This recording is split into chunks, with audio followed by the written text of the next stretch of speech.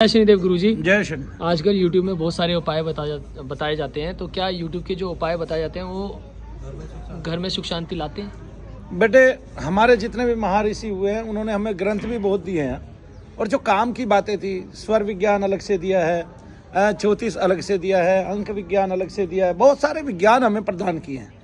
सारे के सारे विज्ञानों को बेहतर तरीके से हमारे सामने प्रस्तुत किया है।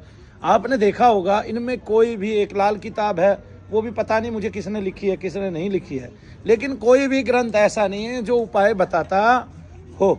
उसमें आपको जप, तप, ध्यान, धारणा, समाधि आदि के बारे में बताया जाता है, ईश्वर के बारे में बताया जाता है, और इस प्रकार से हमारी चेतना को उच्च स्तर में ले जाने के बारे में बताया जाता है। टोने टोटके कहाँ से आ गए?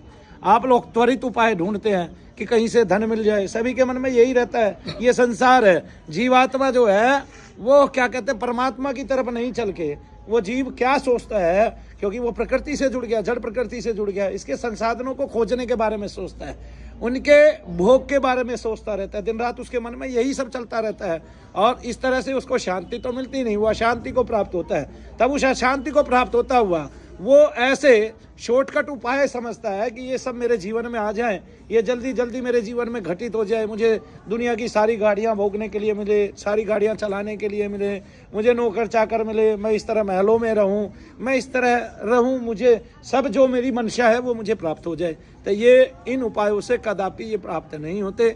इसके लिए अगर आपको परम शांति चाहिए तो इसके लिए ईश्वर के शरण में जाना पड़ेगा, जप तप करना पड़ेगा, या कई विषय में हमें ये कहते हैं कि हम आपको कुछ करना ही नहीं पड़ेगा, बस शरणागति जो है, ईश्वर प्रणिधान जो है वो श्रेष्ठ है। तो बस उसी से आपको शांति मिल सकती है, उसी से शक्ति मिल सकती है, उसी से भक्ति मिल सकती है, और उसी से आपको धन भी मिल सकता है। जय शनिदेव।